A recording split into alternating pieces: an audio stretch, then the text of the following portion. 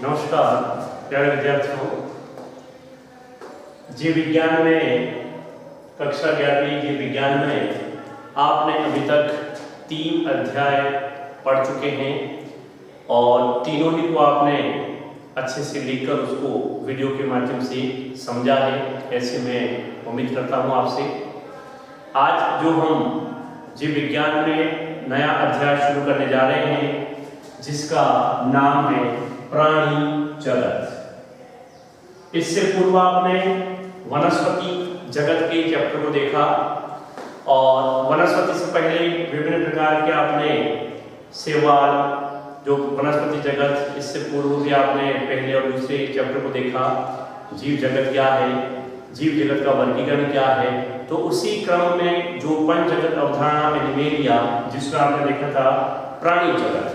तो यहाँ पर आज हम जो चर्चा करेंगे, जिस प्रकार अगले चैप्टर में आपने वनस्पति जगत में सेवाल, ब्रायोफाइट्स, टेरिडोफाइट्स, जिम्नोस्पर्म, एंजियोस्पर्म को देखा था, तो आज यहाँ पर हम केवल प्राणी जगत की चर्चा करेंगे। यानी इस पृथ्वी पर पाए जाने वाली समस्त प्रकार के जो प्राणी हैं जिसका अध्ययन हम लोग इस चैप्टर में करने जा रहे हैं।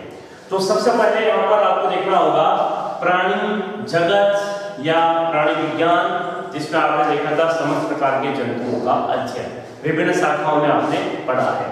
यहाँ पर एक शब्द आया है वर्गीकरण, जिसे आपने अच्छे से देखा है। विभिन्न प्रकार के जीवों को उनके कार्य के लक्षणों के आधार पर विभिन्न समूहों या वर्गों में बांटना ही वर्गीकरण किया जाता है।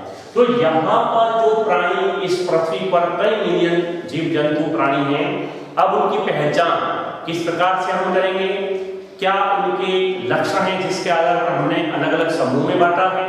तो वर्गीकरण का प्रमुख आधार क्या है, यानी कि विभिन्न प्रकार के जो जीवों को हमने अलग अलग समूहों, अलग अलग वर्गों में विभाजित किया है, तो उसका प्रमुख आधार क्या है। सबसे पहले इस बात को हमें देखना है कि विभिन्न प्रकार के जीवों को हमने बांट दिया, लेकिन किस प्रकार से, क्या लक्षण थे, किस लक्षणों के आधार पर हमने उन जीवों को बांटा है। तो यहाँ पर मैं आपको बताना चाह रहा हूँ, आपके बुक में ये कुल 6 प्रमुख लक्षण जो हैं वो बता देते हैं कि इन लक्षणों के आधार पर हमने समस्त प्रकार के जीवों को, समस्त प्रकार के प्राणियों को अलग अलग समूह में बांटा है। तो यहाँ पर आप देखें, सबसे पहला जो है वो संगठन के स्तर है, यानी कि उनका जो शरीर है किस संगठन स्तर का बना हुआ है। सममिति, तीसरा है द्विकोणिक तथा त्रिकोणिक संगठन संरचना, चौथा है प्रगुहा, पांचवा है खंडीभवन और छठा है पृष्ठरज्जु। ये कुछ प्रमुख लक्षण है जिसके आधार पर समस्त प्रकार के प्राणियों को विभिन्न वर्गों में रखा गया है।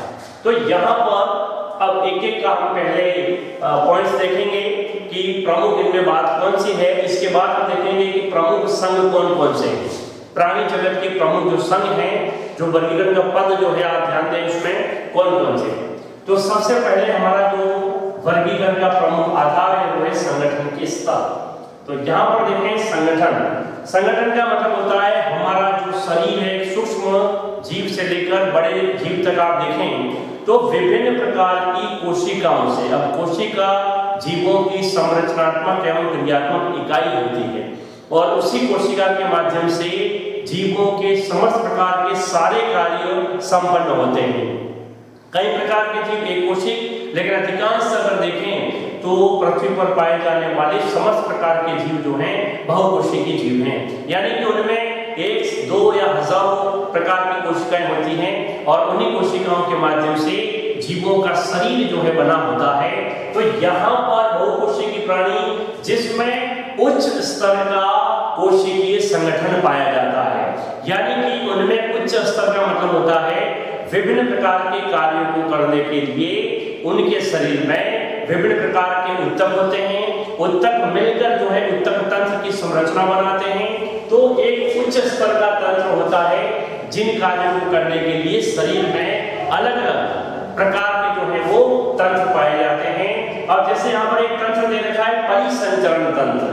अब परिसंचरण में जैसे कि शरीर में आवश्यक पोषक पदार्थ होते हैं, जल होते हैं, इनको ले जाने के लिए यानी कि विशेष प्रकार की नलिकाएं होती हैं, उन नलिकाओं के माध्यम से रक्त का प्रवाह होता है, विभिन्न प्रकार के पोषक पदार्थ जो रक्त के साथ जाते हैं। तो यहाँ पर परिसंचरण भी देखें दो प्रकार से होता है, खुला परिसंचरण तंत्र और बंद परिसंचरण तंत्र। खुला मतलब ओपन रक्त के माध्यम से और बंद मतलब नलिकाओं के माध्यम से होता है। तो यहाँ पर बहुकोशिकीय जो प्राणी होते हैं उनका जो शरीर का संगठन है वो उच्च स्तर का होता है। साथ में विभिन्न प्रकार के तंत्र होते हैं, जैसे कि यहाँ पर एक उदाहरण दे रखा है परिसंचरण का, जो दो प्रकार के खुला और बंद परिसंचरण तंत्र। तो यहाँ पर सबसे पहले जीवों को जिस आधार पर बांटा गया है वो है संगठन के स्तर, यानी कि विभिन्न प्रकार के संगठन स्तरों के आधार पर प्राणियों को विभिन्न संघों में रखा गया है, जिसे मैं आपको नोट्स के रूप में बता रहा हूँ। निश्चित तौर पर आपको ये बात समझ में आ जाएगी। दूसरा है सममिति, सम समान मिति, यानी कि बांटना, यानी कि शरीर को विभिन्न भागों में बांटना, यानी कि दो भागों में बांटना। तो यहाँ पर विभिन्न प्रकार के जो प्राणी हैं उनके शरीर को हम किस आधार पर अलग अलग भागों में बांट सकते हैं। तो यहाँ पर आप देखें, पहला है अर्य सममिति। अर्य का मतलब क्या होता है? असममिति और द्विपाद सममिति, यानी कि सममिति के भी यहाँ पर 3 पॉइंट्स दे रखे हैं। अर्य का मतलब होता है किसी प्राणी में केंद्रीय अक्ष जो होता है उसको आधार मानकर यदि उसके शरीर को दो भागों में बांटें, और इसको हम कहेंगे अर्य सममिति। जैसे कि टिनोफोर जो संघ है उसका आपको इस प्रकार के जंतुओं में देखने मिलेगा, यानी उन जंतुओं के केंद्रीय अक्ष को आधार मानकर दो भागों में बांटें तो इसे अर्य सममिति कहते हैं। दूसरा है असममिति, यानी कि दो भागों में नहीं बांटा जा सकता। और तीसरा है द्विपाद सममिति, दो बराबर भागों में जिसमें दायां और बायां दो बराबर भाग सम्मिलित होंगे। जैसे कि हमारे मानव शरीर की बात करें, आपके सेंट्रल पॉइंट से अगर देखें तो आप देखें आपके शरीर के दो बराबर भाग करें दायां और बायां, तो आपके हिस्से में बराबर दायां और बायां भाग दो नजर आएंगे। यानी कि द्विपाद सममिति, किसी प्राणी के शरीर के दो बराबर भाग होना द्विपाद सममिति कहते हैं। असममिति जिसके दो भागों में विभाजन नहीं किया जा सकता। अर्य सममिति केंद्रीय अक्ष से दो भाग बांटना, जैसे ज्यादा या कम भी हो सकता है। तो यहाँ पर सममिति शरीर को विभाजित करने के आधार पर ये हमारे विभिन्न प्रकार के समूह में जंतुओं को रखा गया है, बहुत ही सरल। तीसरा है द्विकोरीय, द्विकोरकीय या त्रिकोरकीय, यानी कि आप देखें जीवों का शरीर विभिन्न प्रकार की लेयर या स्तरों का बना होता है, जो कोशिका या भ्रूण जिसे हम कहें, हो सकता है कोशिका या भ्रूण 2 स्तर से बना हो या 3 स्तर से बना हो, जिसमें एक्टोडर्म, मेसोडर्म, एंडोडर्म, इस प्रकार से 3 प्रकार की लेयर होती है, 3 प्रकार की परतें होती हैं। यदि वो लेयर 2 स्तर की बनी है तो इसे हम द्विकोरकीय कहते हैं, और कोई लेयर 3 स्तरों से बनी है, 3 लेयरों से ढकी हुई है, तो इसको हम कहेंगे त्रिस्तरीय कोशिका। तो यहाँ पर इन परतों या लेयर के आधार पर इन्हें द्वि और त्रिकोरकीय भाग में बांटा गया है, ये भी आप यहाँ पर ध्यान दीजिए। इसके बाद होता है प्रगुहा या सीलोम, जिसमें आप देखिए बहुत सारे जंतु ऐसे हैं जिसे आप इन संघों में भी पढ़ेंगे तो आपको और समझ में आ जाएगा। कुछ शरीर जो स्पंज के आकार के होते हैं, कुछ में नाल रूपी सीलोम जो होता है वो पाया जाता है। इस प्रकार से आप देखेंगे तो प्रगुहा या सीलोम जो है उसके आधार पर भी यहाँ पर प्राणियों के 3 भागों में विभाजन है। प्रगुही प्राणी मध्य त्वचा से आच्छादित सीलोम जो पाया जाता है, यानी कि जिसमें प्रगुहा होती है, प्रगुही प्राणी कहते हैं, जो मध्य त्वचा से आच्छादित यानी कि ढकी रहती है।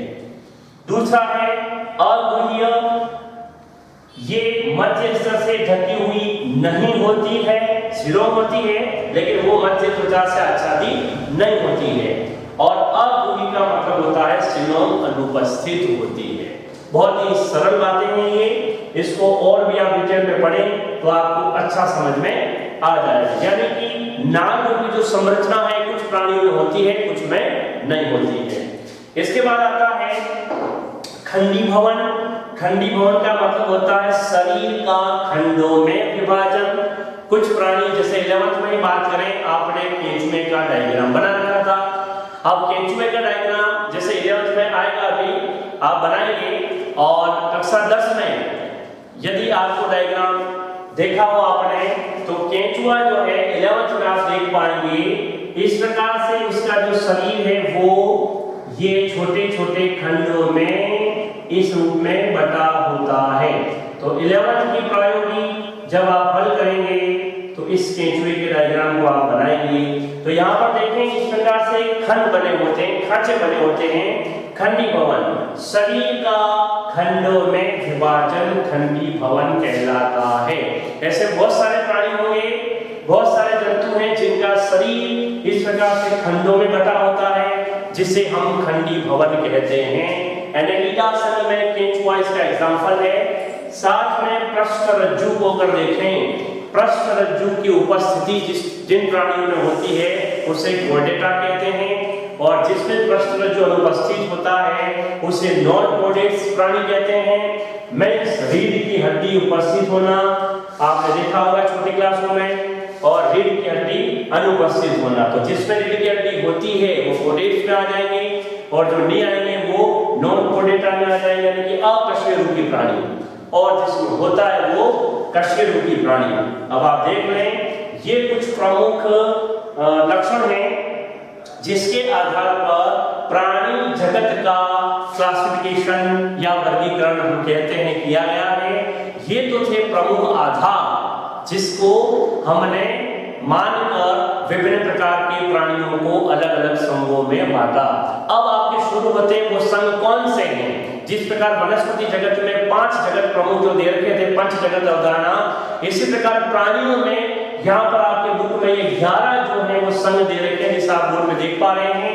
मैं यहाँ पर बोल रहा हूँ प्राणियों का जो वर्गीकरण है वो निम्न संघों में किया गया है, इनको आधार मानकर। तो सबसे पहले है कोनिफेरा, दूसरा सिलेंड्रेटा, तीसरा टिनोफोर, चौथा प्लेटीहेल्मिंथीज, पांचवा एस्केहेल्मिंथीज, छठा एनेलिडा, सातवां आर्थ्रोपोडा, आठवां मोलस्का, नौवां इकाइनोडर्मेटा, 10वां हेमिकोडेट्स और 11वां है जो कोडेट्स। तो यहाँ तक आप कंप्लीट देख रहे हैं।